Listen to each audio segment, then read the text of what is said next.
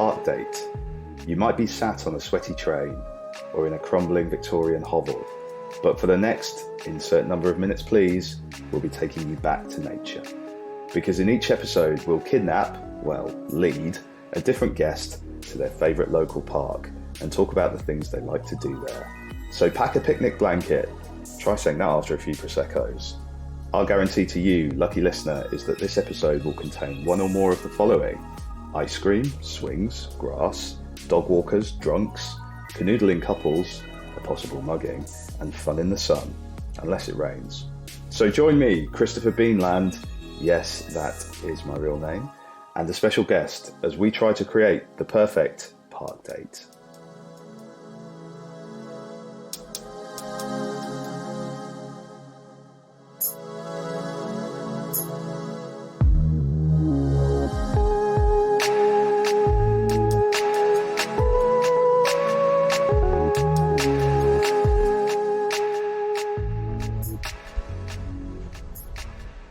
Hello everybody, this is Park Date, and on today's episode we have Rosie Wilby, comedian, writer and author of The Breakup Monologues and Is Monogamy Dead?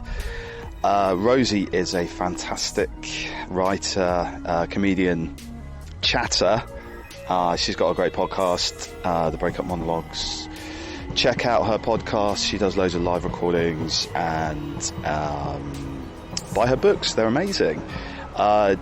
This episode saw us convene in Norman Park in Bromley. A new park to me, but a very fun one, which features some model aircraft. I hope you enjoy the episode. Please review Park Date wherever you get your podcasts. We will be having a prize for the best reviews, and I'm going to be reading out the funniest. Make your reviews funny, try and name check trees, and we're going to have a lot of fun with the reviews on this. I'm going to read out the best ones. Leave me one, and check out the website parkdate.co.uk, and yes, hopefully you will have fun.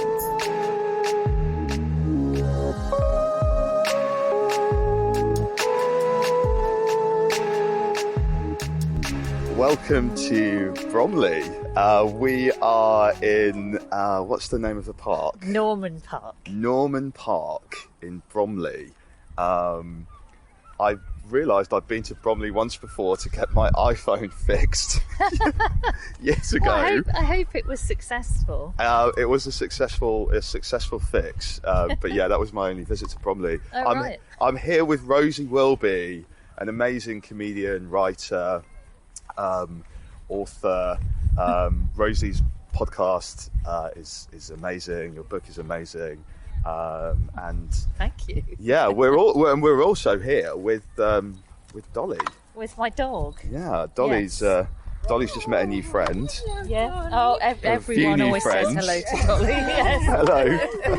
And she is a cross between a cocker and a beagle. A cocker and a beagle. So Yeah. she's quite a character. She's a shall we character. say. She's very popular. She is. Yes. And we should point out any similarities to any other podcasts involving walking and dogs. It's completely coincidental. Well, we're going to be talking about parks. We're going to be talking primarily, about parks and some other things. We'll be talking about this more, Yeah. I'm sure, but my relationship with parks has changed from one of creativity and writing to sort of puppies and poo bags.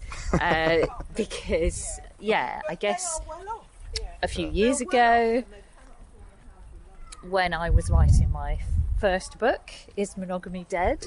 I was doing a lot of pacing around Brockwell Park in Brixton, where I lived at the time, and often nipping over to the Lido and swimming up and down and sort of thinking about relationships and how they worked, and sometimes didn't work, or certainly didn't work according to Dolly nearly tripped up a jogger there.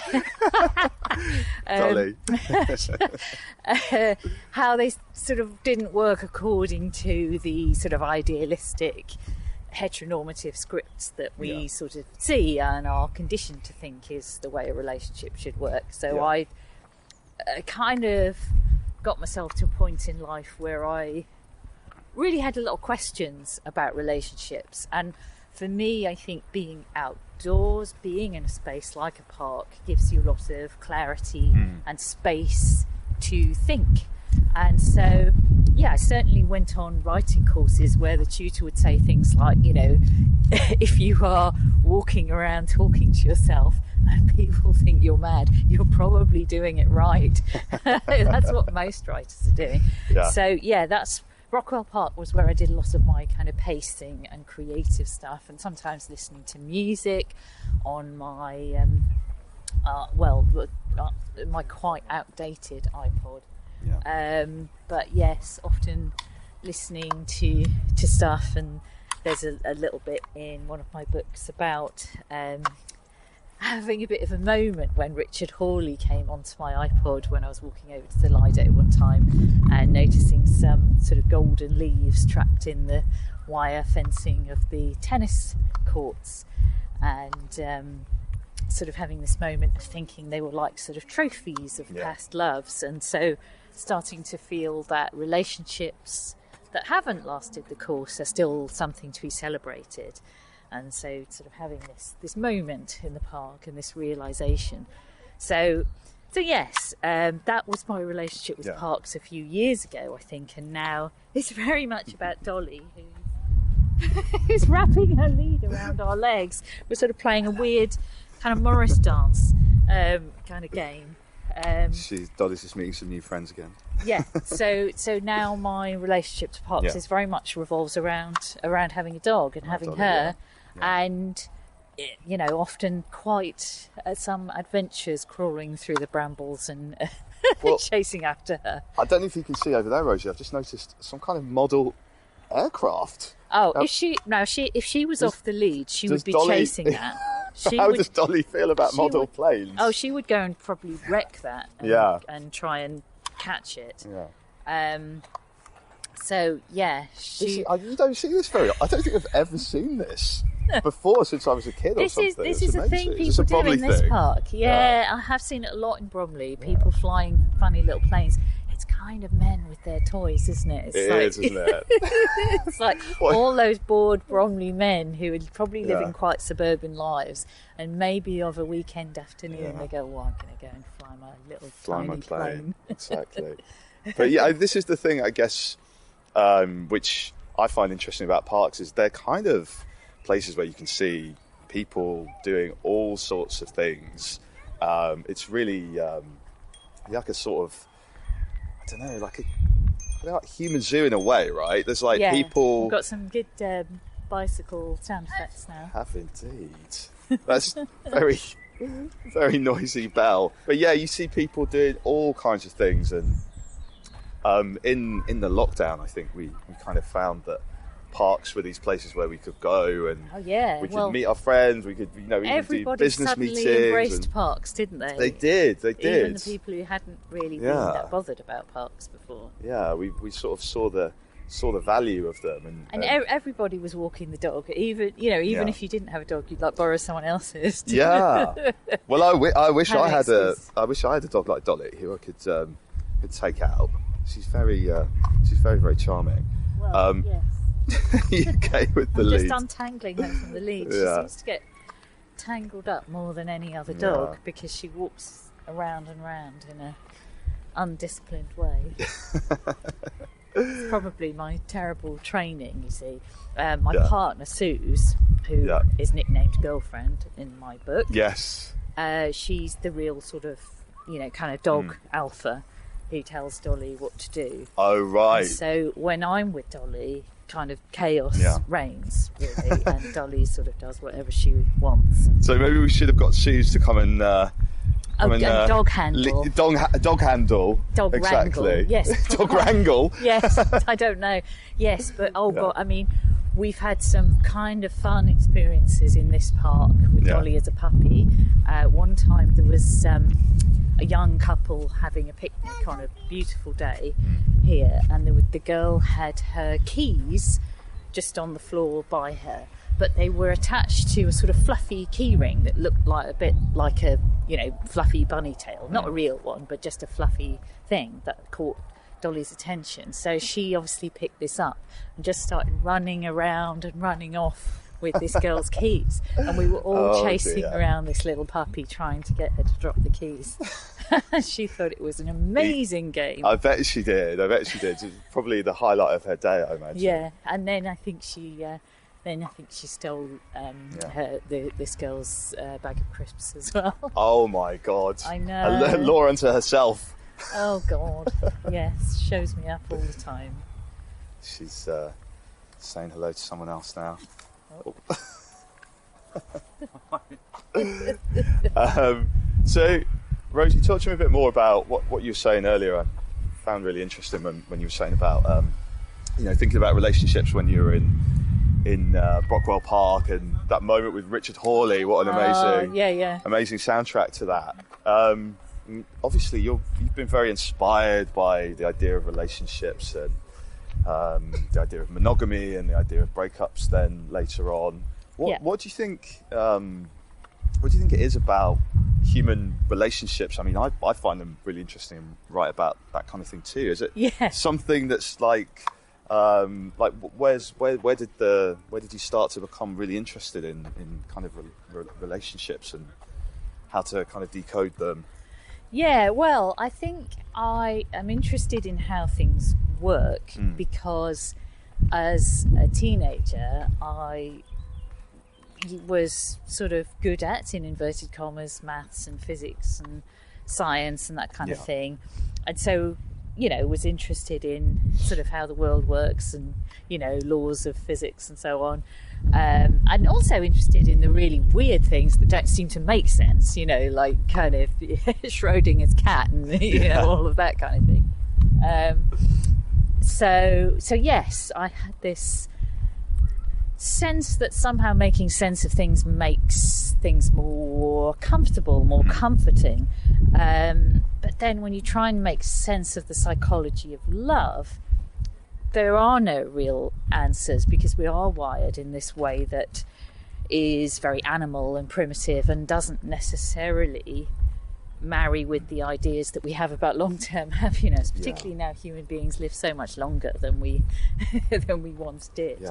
So I think it all stemmed from a quest to understand things, but also starting to have relationships and finding that my relationships already didn't sit within the framework of what the images I'd been presented with, primarily because I was gay and realised that from sort of mid-teens. And so I think that already starts to make you question the narrative and the ideas that you've been presented with about marriage and having children and how you're going to have relationships and romantic connections and friendships in the world. So I think that was already under question. So you already start analysing and thinking about relationships in a different way, I think, if you're gay or if you sit somewhere outside of that heteronorm. Yeah, and I guess, you must have watched a lot of rom-coms when you were younger. It's always a guy and a girl, isn't it? It's too predictable. Pretty much. Another dog friend here. Oh yes, well, talking of friendships and romance. Dolly is, dogs just go straight for sniffing the bits, don't they? It's funny how that happens, isn't it? Maybe it would be easier for humans if we just did that as well. Come on. Hey, Luna. This way. Come on. There you go. There we are. Right, let's go. See you later. Bye. Oh gosh. I guess having a dog is a very sociable thing, isn't it? You end up talking to lots of people. I know, and I'm trying to focus on this conversation with you, but there's so many other things going on. It's a multi-sensory experience. Amazing. I could see a labradoodle with a massive stick. Sounds like quite an Alan Partridge thing to say, but it's there's lots of fun to be had when you're in a park with a dog, I guess. Yeah, it does change things. It does mean. Yeah, I mean, and that sort of freaked me out at first, because in the book, in the Breakup Monologues book, which is based on my podcast, I talk a little bit about the difference between having a dog and having a cat, because I'd always had cats and my partner really wanted to have a dog, and I was up for that, but I was not prepared for how intense it is having a puppy, how much like having a baby is, really, because you can't sort of leave them in the same way that you would with a cat. And she was chewing all our, I don't know, underwear and shoes and glasses, and it was chaos the first sort of year or so of having her. And so it's quite interesting, and that was another thing I noticed, was that all these people talking to you, and sometimes that's lovely, and other times you don't really want all these strange people to be talking to you. Well, when you try to record a podcast, it makes it more tricky. I don't know if I've thought this one through, but we'll see. We'll see. See what the intro song is. See what it sounds like. It can be disruptive to, if I was trying to do what I used to do and sort of have my creative thoughts in the park, you would definitely be interrupted by all these people that are going, oh, how old is she? Yeah. Or actually, they always say, how old are you, Rosie? No, they mean how old is the dog. Right. But actually, they don't say she. They always say, how old is he? Yeah. And I'm like, I have to correct them all. I have to say, well, she is called Dolly. Yeah. And she's nearly 4. And it's really weird how people just hold say, on. what's his name? How old is she? I thought dogs were always boys and cats were always girls. Is that not? You're telling me that's not the case? How would that work biologically? You said you were good at science at school, and now's my big reveal that I actually wasn't. So that starts to explain a few. I know gender is complicated now, but there could be an evolutionary issue there. Yeah, there'd be an issue. By the way, it's a very bright but quite windy day today, isn't it? And we're in the park is quite open. It's quite big fields. It feels very rural. I can see a church over there. It's like being in a village or something. Yeah, well, we've got lots of kind of farmland around the back where if Dolly was off the lead, she would have gone and got into the private fields and disturbed all the horses and geese and I've become very familiar with all those fields chasing Dolly, because she often will get the scent of a deer and I can see Rosie. I can see horses over there. Yeah, can't I? That's a nice sight. I know. Yeah. So it's definitely quite rural here, and we can drive to a lot of different green spaces and parks, but it does have a slightly different feel to the more kind of suburban parks, the London parks, like Brockwell Park, that have cafes and sort of little, I don't know, I used to love the walled garden in Brockwell Park, actually, where you wouldn't be allowed to take your dog in, but it was more sort of peaceful and quiet. Whereas, this is like a big open field with lots of kind of woods and farmland. And you can walk through to some lovely pubs and have a nice pub lunch. But it has got that slightly outside of London feel. Yeah, which is really, really nice, isn't it? And I think one of the reasons that we all love to go to a park is because it reminds us of that kind of countryside feel that not all of us have if we're living in a city. It's nice to see greenery and have some space, isn't it? It's very, very conducive to thinking as well, as you were saying, Rosie. I think it's when you're outside. I love it. I love it. Yeah, I think I thrive on being outdoors. Yeah. And I think I probably get that from my parents loved kind of walking holidays in the Lake District. Now I don't like kind of long walks so much. Right. Tell me if we're walking too far. I know, this is absolutely fine. What I mean we can take a sit down whenever you want. Oh well, we might do, but my dad would walk, and still will, well into his 80s, walk all day. Yeah. From 9 till 5. A big walker, Yeah. Up several mountains. And so, you know, I've sort of got that hangover from my teenage days of, we're nearly there yet, you know, is it the end yet? Whereas having my own walk at my own pace, doing my own thing with my own thoughts, I enjoy. Yeah. Do you have any memories, Rosie, of going to the park when you were a kid? I feel like parks are made for kids, aren't they? They're one of the first places where you can kind of go and do your own thing. Go to the, saw some kids over there in the playground. Yeah, well, I grew up in a town in the northwest of England called Ormskirk, and I always say to people, Merseyside. Yeah, in Merseyside. I always say to people who haven't heard of it, it's a bit near Liverpool. It's a bit like Liverpool if you take everything away. Yeah. Because it's not a super exciting town. Yeah. Sorry, Ormskirk. I mean, it's got like a nice market and things on a Thursday, maybe on a Saturday as well, I think. What's the most famous thing about Ormskirk? Oh God. Any claims to fame? Any claims to fame? I think a few. Well, actually, I stumbled upon. Facebook reminded me of an old Facebook post from many years ago when an old school friend of mine called Calvin Wade, who recently bought my book. Hi Calvin, if you're going to listen to this. Hi Calvin. And I've got a surprise for you, Rosie. Behind that building over there, Calvin Wade. It's very cold. He's been waiting for us, but actually for days. So let's bring him out.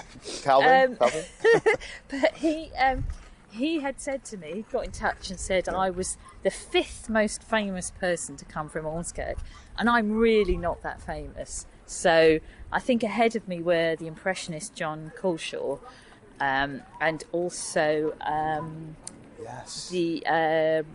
who else? There's a tennis player, Barry Cowan, who's really not that famous now. I think at the time when Calvin had created this list, I think he'd just done quite well at Wimbledon and sort of taken Pete Sampras to 5 sets. So Ormskirk had some name checks during Wimbledon that year at one time. John Culshaw's not a bad one. No, that's a good one. He's good. He's very credible. Yeah, I can't quite remember who else was on the list ahead of me, but they were obviously super famous. And is there a park in Ormskirk that you remember? Well, I remember. I mean, it's not a very exciting park, but the swimming baths in Ormskirk are called Park Pool. Oh, and they are in the middle of a little park. Oh, right. And so I do sometimes remember sort of hanging out in the park, and I guess sometimes in the summer there would be some kind of event or little fete that would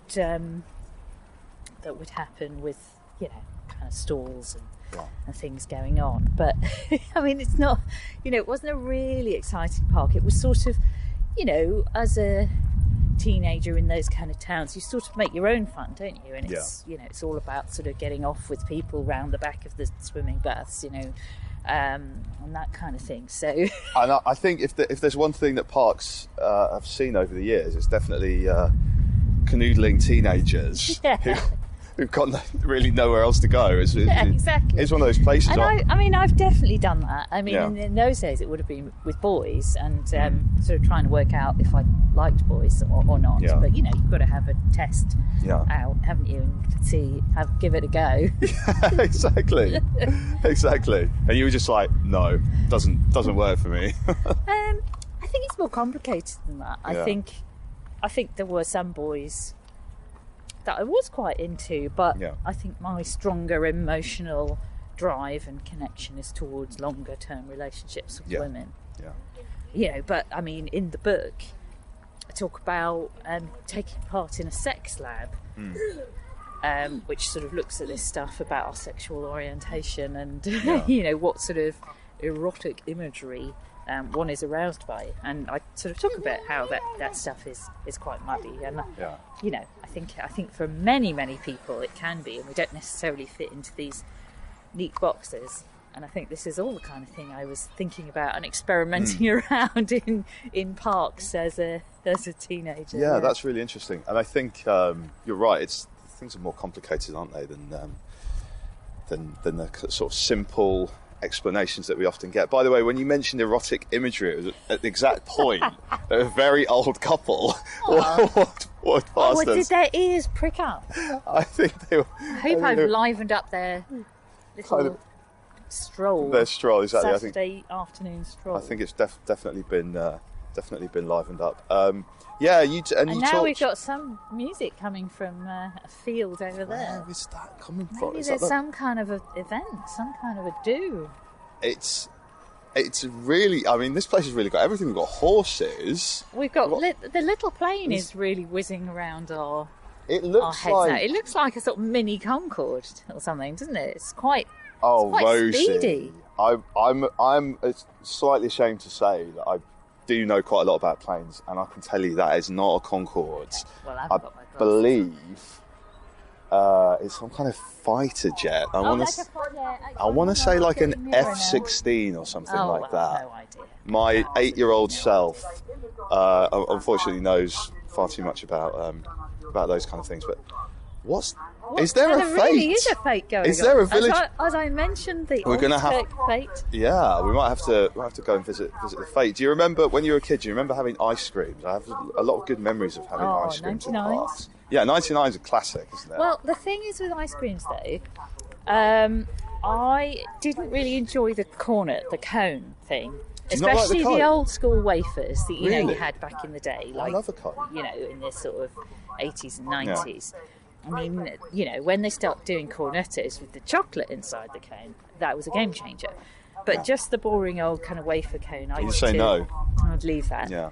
Are you more of a cup person? Would you go for a cup of ice cream rather than the cone? But I don't think that was really a thing when I was a child. I think you always had to have it in a cone. But what my mum used to do, bless her, she used to make a tiny mini ice cream from her ice cream, and she'd break off the bottom of her cone and put a blob of ice cream on the top, like make a really tiny one. Oh, that's very cute. But then that would have really messed up her ice cream, wouldn't it? Because it would have all dribbled out the bottom. It would have, indeed. Oh, there you are, parental sacrifice. Very kind, very kind act that was. On the next episode of Park Date, I will be in conversation with brother Resix Worsted. So, what was it like spending all those years in silence, alone, in that monastery? Mm-hmm. Uh-huh.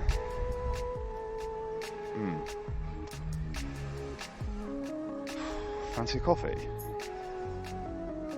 And actor Steve Coogan joins me as we play Kick a Tree. 1, 2, 3, 4, 5, 6. All this and more coming up on the next hilarious instalment of Park Date. And now, back to Rosie Wilby. I think life should be a learning journey, right? You should be improving and learning and kind of hopefully being a better person who maybe has more understanding of the world and themselves. But then you also, I guess, end up as maybe a person with an awful lot of baggage when you get to a certain age. So maybe then you're going into relationships with lots of previous experiences, which may or may not have necessarily added to things in a positive way. But I think the universality of the experience is obviously what appeals to people. And you've had a lot of success, haven't you, with the breakup monologues and with the book and the podcast and doing live shows. It's clearly resonated with people, hasn't it, Rosie? We've all been through these experiences. Yeah, definitely see people in the live audiences at my shows kind of nodding and going, oh yeah, I did that, I said that, I thought that, and actually came out the other side of it when I thought I'd never never meet anyone else, or never be able to sleep through the night, or never be able to eat again, never be able to breathe again, because you, in the immediate aftermath, you can sort of feel like you just can't breathe, and your sleep is really interrupted, and your appetite, and all of these things. So you definitely see this recognition factor. Well, we're obviously talking about parks as well. We're in a park.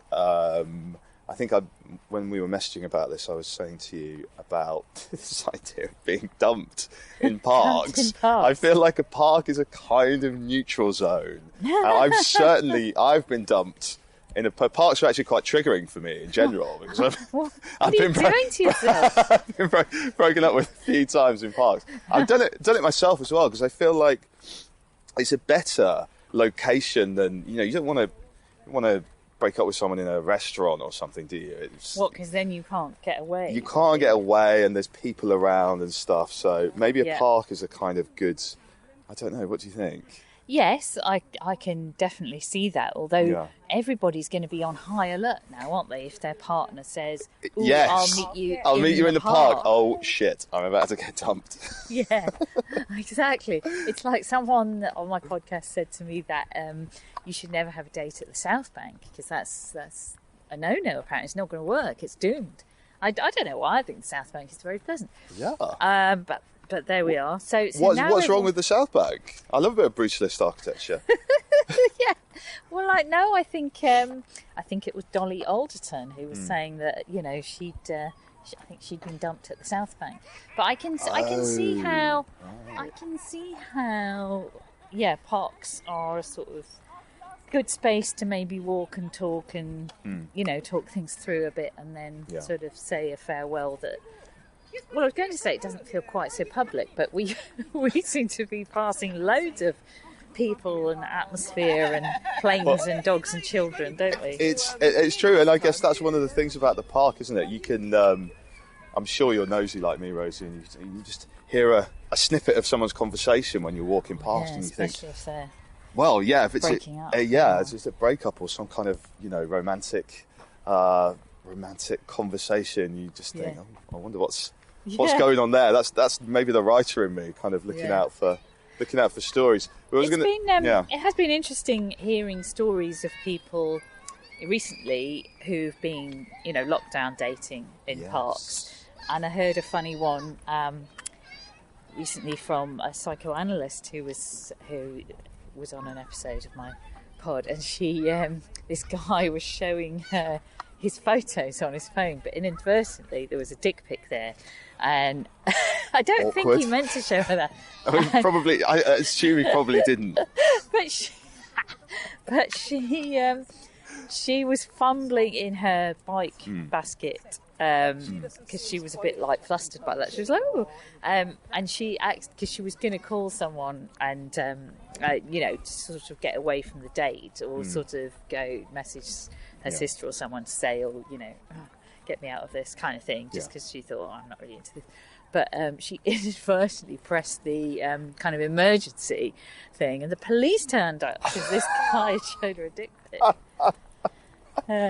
So I can imagine the scene. Yeah. It's kind of like getting more and more out of control. And the police actually came as well. Yeah, apparently so, because because she pressed her emergency contact or something. It dropped a pin where she was.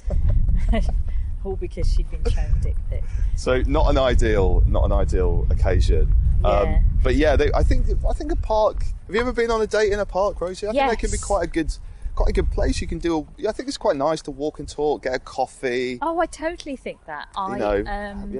When I met girlfriend or two, did you guys go on a park date? Well, because I used to live so close to Brockwell Park, and it was the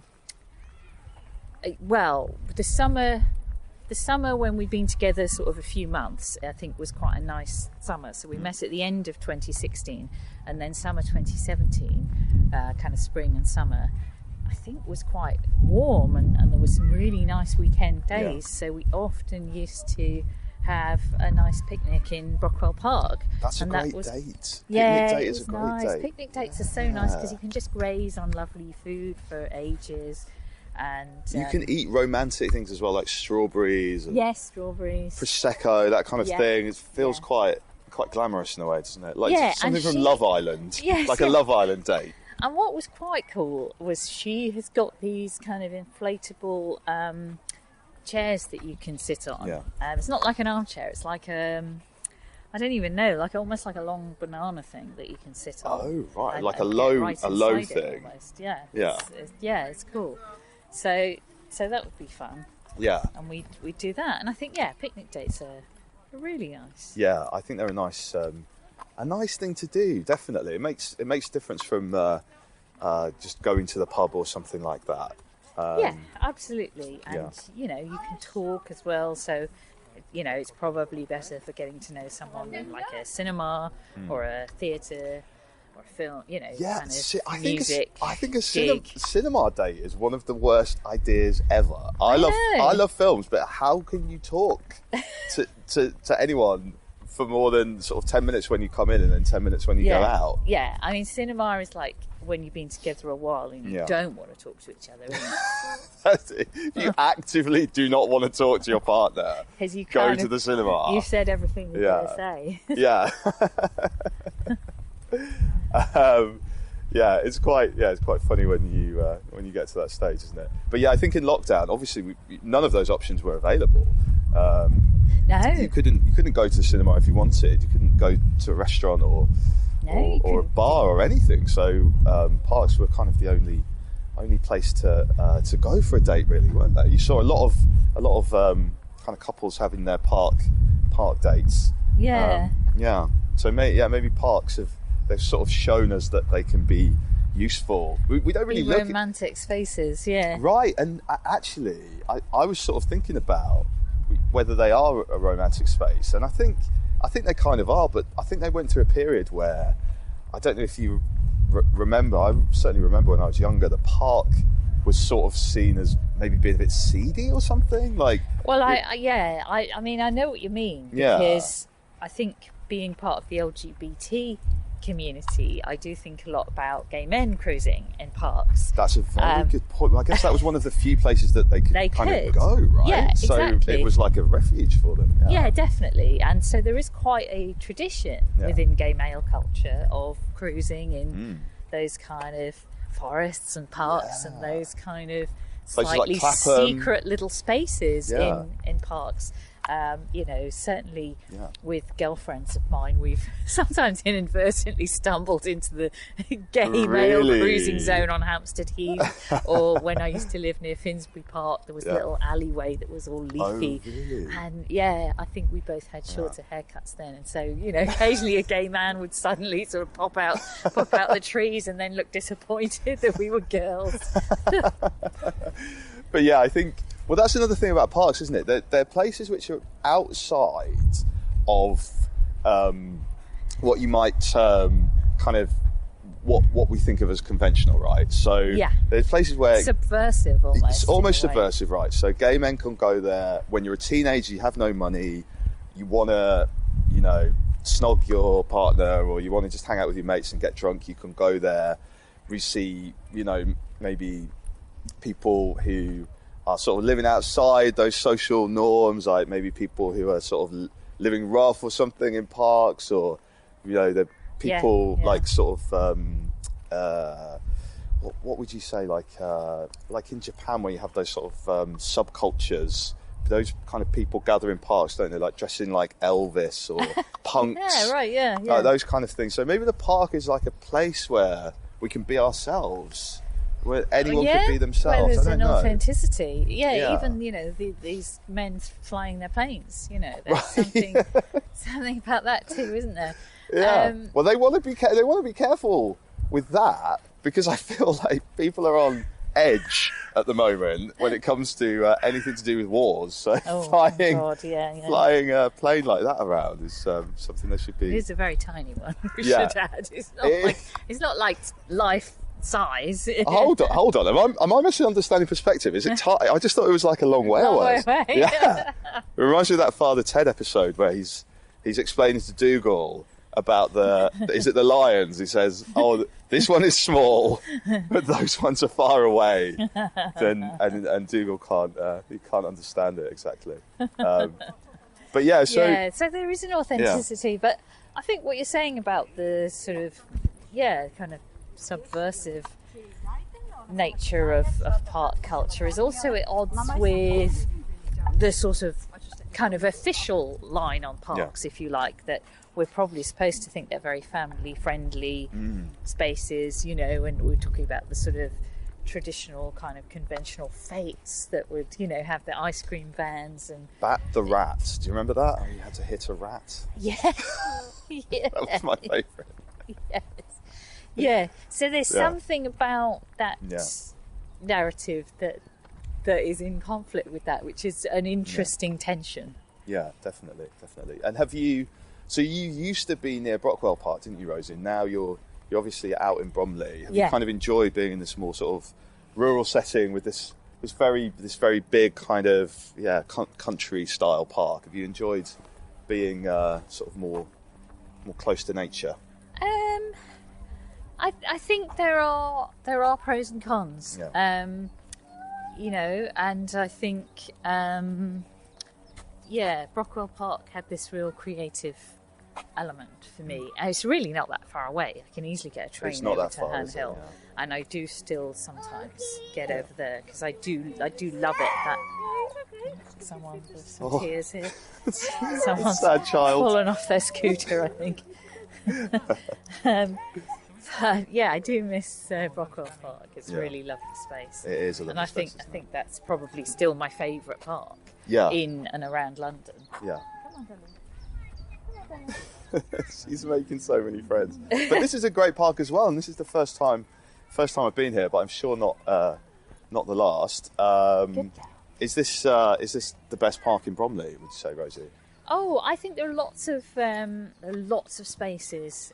There's Beckenham Place Park, which is not far away from here, which is possibly a more interesting, big, open space, and they also have, you know, a kind of cafe and nice food, and you know, there's a courtyard, and there are sort of buildings where, you know, you can sit and have a tea and have a nice bite to eat and that kind of thing. So they sort of made that a bit more of a kind of place to hang out for a longer space of time. So sometimes we drive over there, and that's really nice. Yeah, sounds great. Yeah, but I think for more immediate little walks with Dolly, it's either this park or some of the smaller little kind of recreation grounds. You know, just nearby us in Bromley.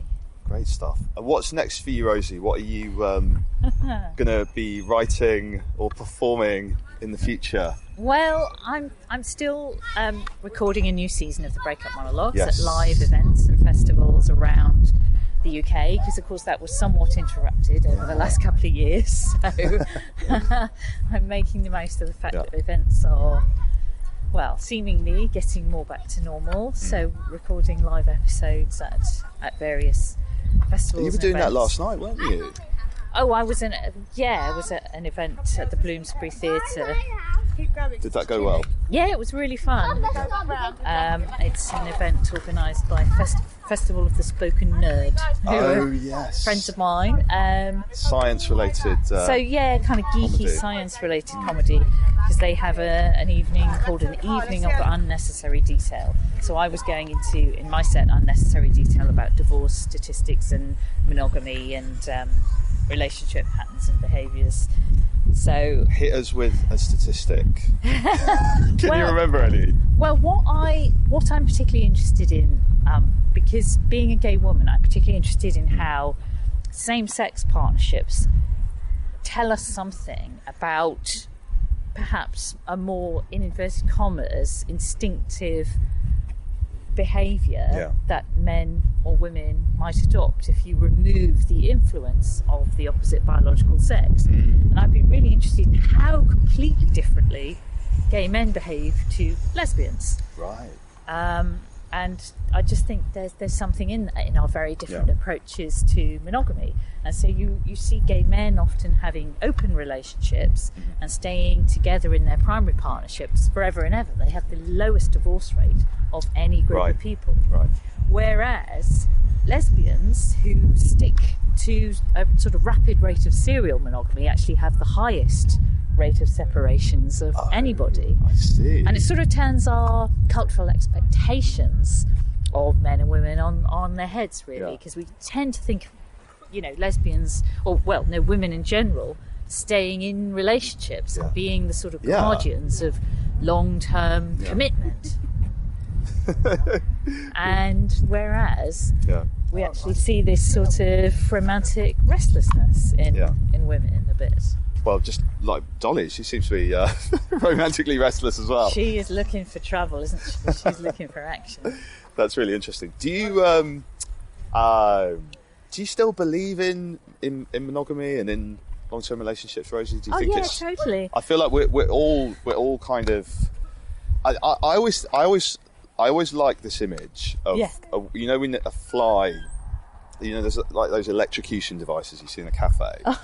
The flies fly into that device and die, and it doesn't seem to stop any of the other flies from doing it. And I sort of think the electrocution device is love or relationships. Oh, God. And we kind of, like, however much it happens, we're still drawn to it, aren't we? We still think maybe next time it will be okay. Oh, so, God, definitely. Well, I feel a bit that way about Edinburgh Fringe, actually. You're in a toxic relationship with the Fringe. Yes, definitely. Yeah. I was honestly a bit relieved when it couldn't go ahead in the lockdown. I thought, I can have a nice August.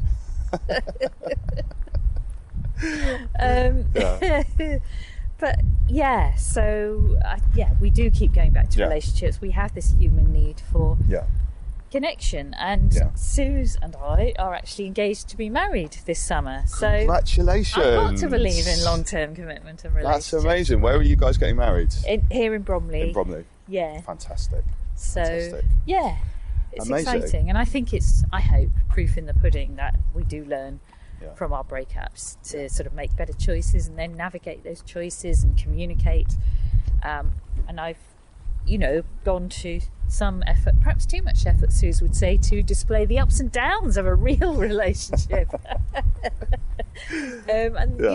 Present that honestly.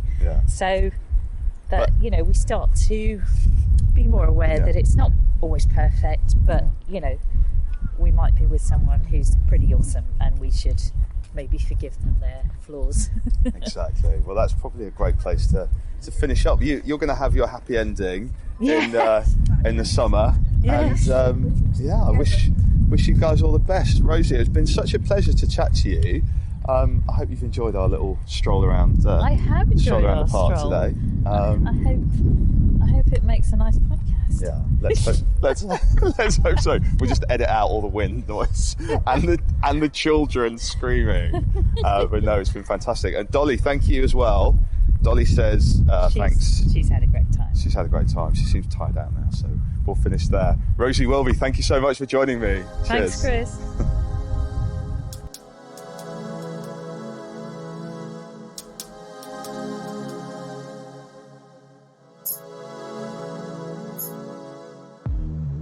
I hope you enjoyed that episode of Park Date.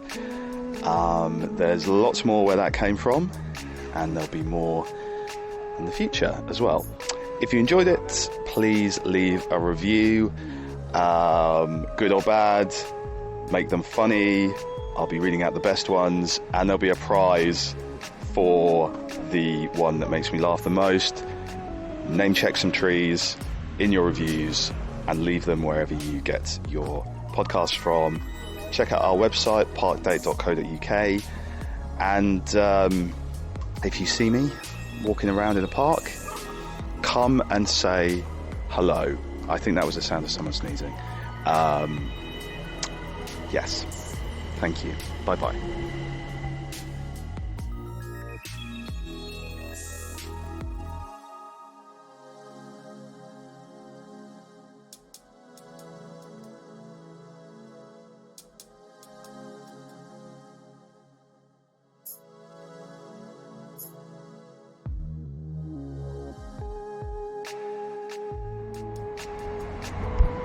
Park date. It's a park date.